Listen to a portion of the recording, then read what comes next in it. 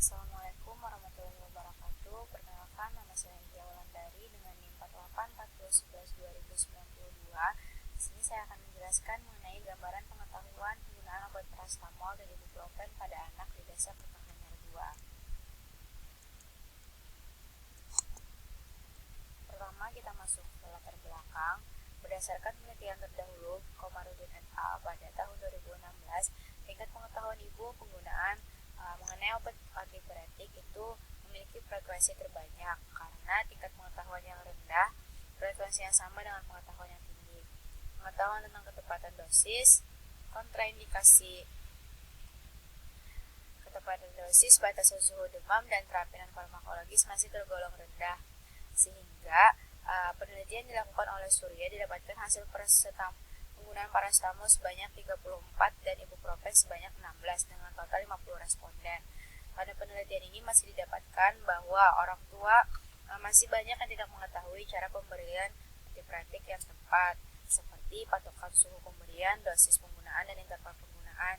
Sehingga saya ingin memutuskan untuk mengetahui gambaran pengetahuan penggunaan obat antipiretik pada ibuprofen dan paracetamol.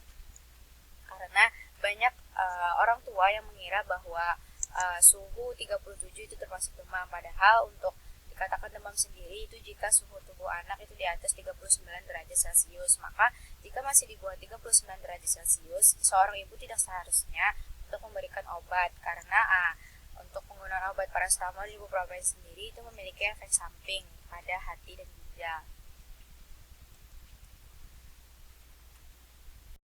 Perumusan masalah yang pertama itu bagaimana gambaran pengetahuan penggunaan obat paracetamol dan ibuprofen sebagai obat antipiretik pada anak di Desa Kertakanyar 2. Yang kedua, obat antipiretik manakah yang lebih banyak digunakan oleh ibu rumah tangga di Desa Kertakanyar 2, apakah ibuprofen ataupun paracetamol.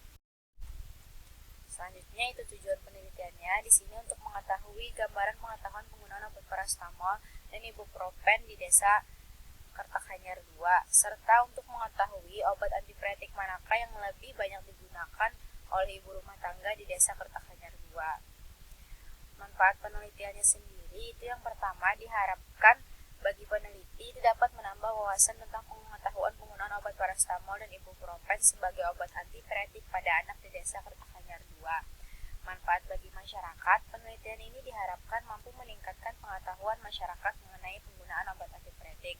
Serta manfaat yang terakhir itu manfaat bagi institusi itu sebagai bahan referensi mahasiswa yang akan melakukan penelitian selanjutnya. Selanjutnya itu kita masuk pada bab 2 pada kerangka konsep penelitian.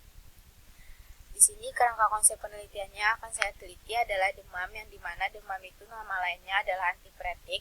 Dan obat antipiretik itu banyak, namun yang saya ambil adalah obat antipiretik yang secara umum yang banyak digunakan oleh masyarakat, yaitu paracetamol dan ibuprofen, di mana saya ingin menganalisis pengetahuan antipiretiknya berdasarkan karakteristik respondennya itu berdasarkan umur, pekerjaan, serta pendidikan terakhir.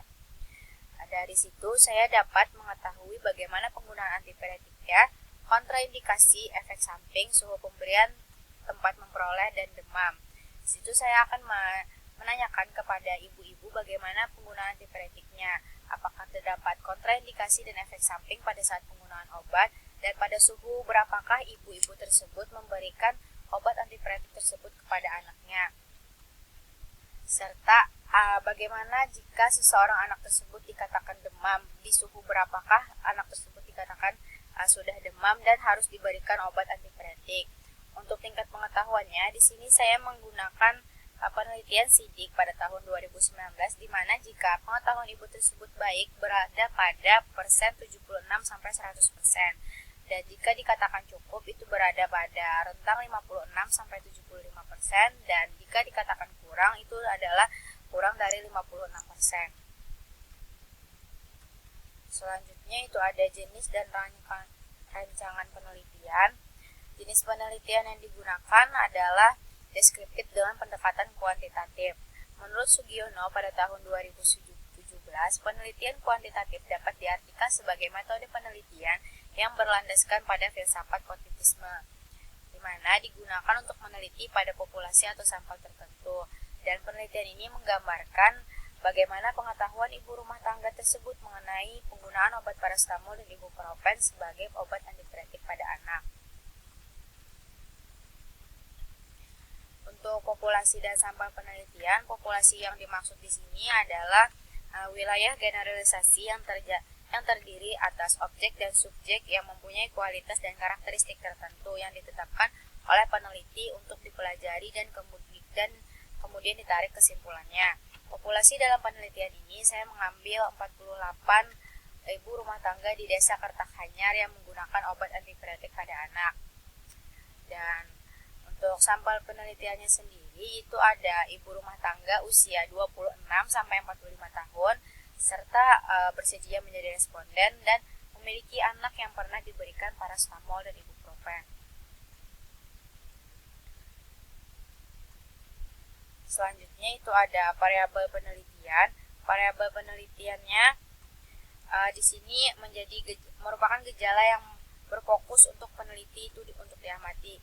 Secara teoritis, variabel dapat didefinisikan sebagai atribut atau objek yang mempunyai variasi antara satu orang dengan orang yang lain. Dan variabel penelitian yang saya ambil ini adalah pengetahuan penggunaan obat parastamol dan ibuprofen sebagai obat antipiretik pada anak di Desa Kertakhanyar 2.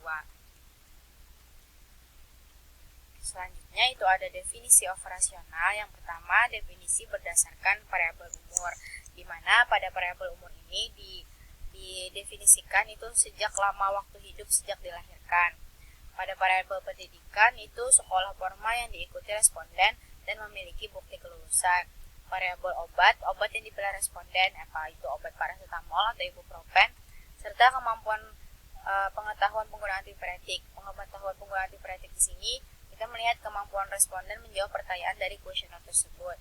Dari semua variabel ini, alat ukurnya itu adalah berupa kuesioner. Dengan cara pengukurannya itu responden mengisi kolom umur, kolom pendidikan, serta kolom obat dan kolom pengetahuan. Dan nanti diukur nilainya menurut sidik tadi. Selanjutnya yaitu ada instrumen penelitian. Instrumen penelitian di sini menggunakan pengukuran reliabilitas dengan menggunakan jumlah responden sebanyak 30 yang dapat dilihat dari nilai Cronbach alpha. Di mana jika nilai Cronbach alpha-nya lebih dari 0,60, maka suatu variabel tersebut dapat dikatakan reliable.